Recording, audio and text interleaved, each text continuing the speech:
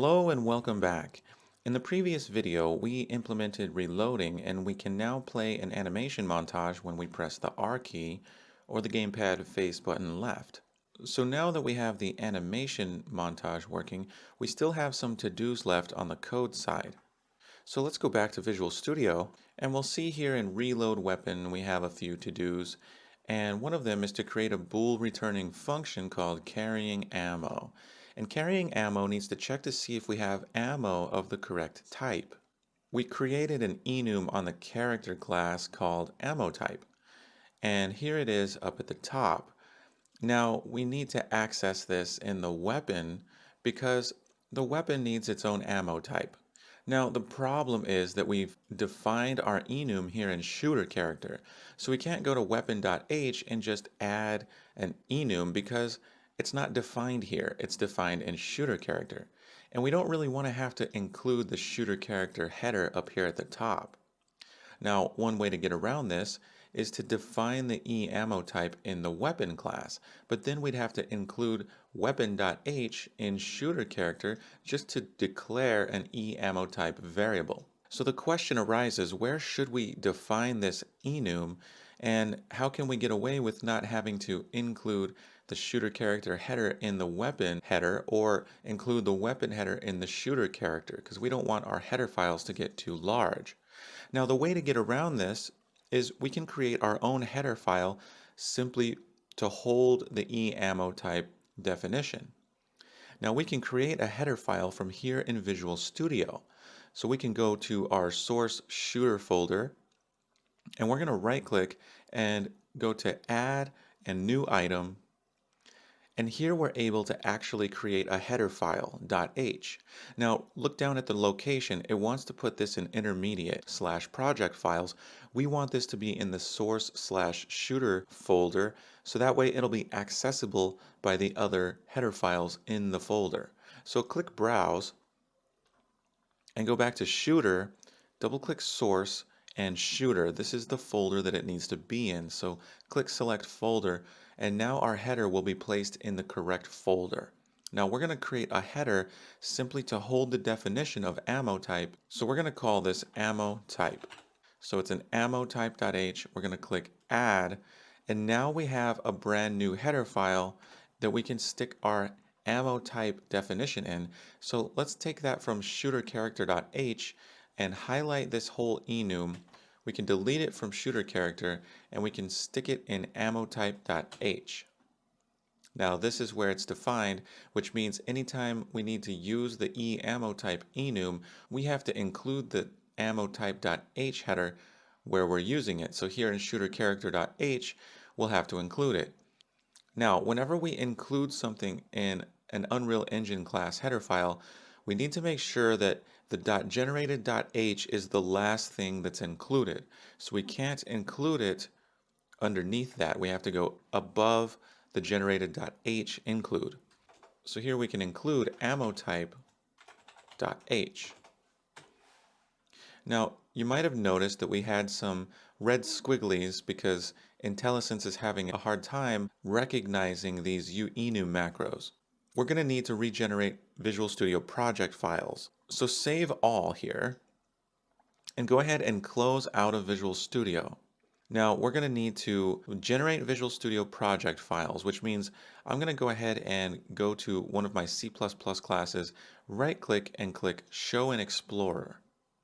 That's going to pull up the folder in Explorer where I have my project. I'm going to go back out to the level where it has the solution and the .u project. Now I need to close out of the Unreal Engine editor to do this. Now from here, I'm going to regenerate Visual Studio project files, and the process to do that is to delete the saved, the intermediate, and the binaries folders. And next, I right-click on my shooter project and click Generate Visual Studio Project Files. Now give this a minute to generate these. Once that's finished, we double-click on the U project file, and it'll ask if we want to generate some modules. We're going to click Yes. Once it's done, it's going to launch Unreal Engine. Now, you may be wondering why I have the .u project extension if you don't see that. And you can see these extensions by going to View and checking File Name Extensions. Then you can see all the file name extensions. Now notice while it's generating the build, we're going to get some of these folders back. It regenerated the saved, intermediate, and binaries folders for me. Now Unreal Engine will load back up. Now we can minimize that and come back to our folder, and we're going to open up our Visual Studio solution file. Now here in Visual Studio, over here to the right in the Solution Explorer, we're going to need to set our project Shooter as the startup project. Visual Studio, when you regenerate the files, really likes to set the first project it sees in the outermost folder as the startup project, and that's UE4. So we need our project. So right click on Shooter and choose Set as Startup Project. Now when we compile, we won't get any errors. And also notice before we even compile that our types are recognized here. We don't get any errors with the uenum and umeta macros. So our ammotype.h has access to the Unreal Engine macros, so everything will work just fine.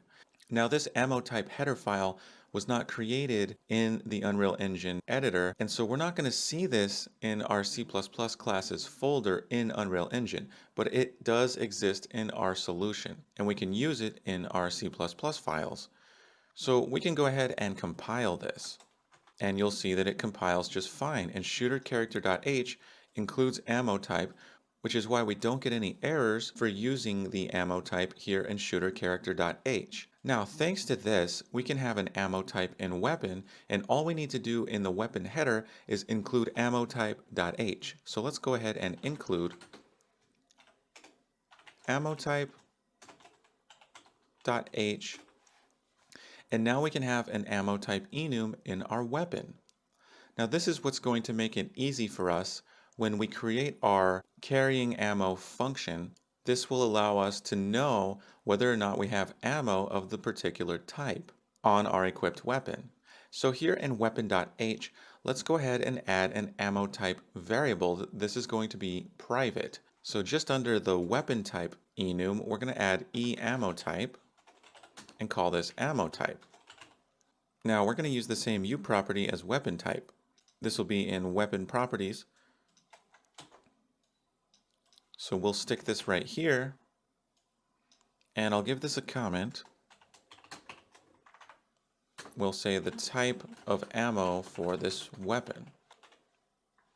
Now we can go to weapon.cpp and give this a default value. So we'll say ammo type, eAmmotype, and we can say EAT underscore 9mm. Just to give it a default value. Okay, so here in shooterCharacter.cpp, we need to see if we have ammo of the correct type. Now we can create a function that will check our equipped weapon to see if we have ammo of the type that that weapon has, which means weapon.h needs a public getter for the ammo type. So let's put this down here next to our getter for eWeapon_type. So this will be force inline. It's going to return eAmmotype, and it'll be called getAmmotype. It's const, and it simply returns ammotype. Now we have a getter for it, which means we can now create a function in shooterCharacter called carrying ammo. So let's go ahead and create that now. And we're going to stick this in a protected section here. And so this will return a bool, and we'll call this carrying ammo. So let's give this a comment, and this is going to say checks to see if we have ammo of the equipped weapons ammo type. Now let's give this a function body. And here we are in the function body, and we simply need to check our equipped weapons ammo type. So we're going to first check to see if we are carrying a weapon. So if equipped weapon is null, then we need to return. So if we've made it this far in the function, we have a equipped weapon, and we need to check its ammo type. So we can say auto ammo type equals equipped weapon and we can call get ammo type. And now we have our ammo type. And of course, our compiler will deduce that it's ammo type. That's the type. So we have our ammo type for our equipped weapon. Now we need to check to see if our ammo map contains that. So first we'll make an if check to see if the ammo map even has an item with that key. So we're going to say ammo map dot contains. That's how we check to see if our map contains this type. And we're going to type ammo type. So if ammo map contains ammo type, then we can check to see how much ammo we have of that type.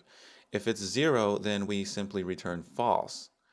If it's greater than 0, we're going to return true. So we can simply type return, and then we're going to take ammo map. We're going to index the ammo type. This will give us an integer, and we're going to check to see if this is greater than 0. So basically, if we've made it into the if check, our ammo map does contain ammo of this type. And then here we're checking to see if ammo map at this element has a value of greater than 0. If so, then we're going to return a Boolean value of true. Now, if the ammo map doesn't even contain ammo of this type, then we won't go into this if check. Instead, we'll hit the return false, and carrying ammo will return false. So now we have a function to check our ammo. And I did get a compilation error, and that's because out of habit, I simply typed out this line, if equipped weapon is null pointer, return, but this is a bool returning function. So this actually needs to return a value, and we'll return a value of false. So we can go back into the reload function. Here we are, reload weapon. And so instead of if true, we're going to replace this true with carrying ammo. So we don't need this comment anymore, and we don't need our to do anymore. So in reload weapon, we check to see if we're carrying ammo of the correct type by checking our equipped weapon's ammo type. Now here I said we could switch on our equipped weapon's weapon type. And that way we can set our montage name for the reload, but it would be a lot easier if our weapon just already contained an F name with the correct montage section name. Then we don't have to do any switch statements. We don't have to have code here that we'd have to update every time we add a new weapon type or a new weapon reload animation. We only have to add the weapon's montage section name when we create a new weapon. So let's go ahead and just add an F name to our weapon class, and this will be the montage section name. Let's add this as a private variable. It's going to be F name, and this will be called reload montage section. Now, reload montage section will have to be set whenever we create a new type of weapon. So this can be editable anywhere. So I'm going to use this property here that we have on ammo type. That way our reload montage section will be edit anywhere, blueprint read write, and it's in weapon properties. For the comment, I'm just going to say fname for the reload montage section. And we'll give this a default value in weapon.cpp in the constructor. And I'm going to initialize it with fname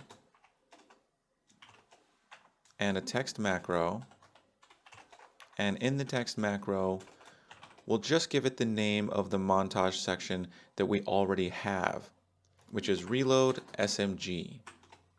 So now our weapon class has an fname reload montage section. Now this is a private variable, so we need to give this a public getter for this variable. So it'll be force inline, it'll return an fname, and we're going to call this get reload montage section. It'll be const, and it will only return reload, let's see what I called it, reload montage section. So there's our public getter for it. So back in shooter_character.cpp, all we need to do is get our equipped weapons montage section. So we can go ahead and just do away with all this stuff. And here in montage play, we can simply call montage jump to section by passing in the equipped weapon and accessing get reload montage section. And that's a function call. And I'll go ahead and stick this on its own line so we can see all of it. There we go, we're just getting the equipped weapons montage section. Now, in the last video, we went through all that trouble to create a weapon type enum, and we're not using it here, but don't worry, we will use it in the future.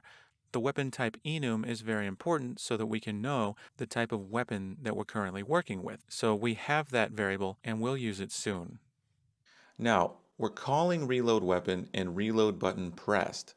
This means we need to check to make sure that equipped weapon is not null, and we'll stick that here at the top of reload weapon. So if equipped weapon is null, pointer return. That way there's no risk of trying to call equipped weapon get reload montage section if equipped weapon is null. And the final thing we want to do here in reload weapon is as soon as we play this anim instance, we want to set the combat state to reloading. So that way we're in the reloading state and we can't do something like fire the weapon while we're busy reloading. So right here in the check to if carrying ammo, we can set that state here. We can say combat state equals eCombat state, and we can choose reloading. So now we're setting the combat state to reloading when we actually call reload weapon. Okay, let's do a quick Control F to find any more to-dos in our list. And here is our last to-do. It's in finish reloading. We need to update the ammo map so that our ammo count will reflect how much ammo we have. And so we'll go ahead and do this in the next video. We'll conclude this video. So stay tuned. We'll finish up the C++ side of reloading in the next video.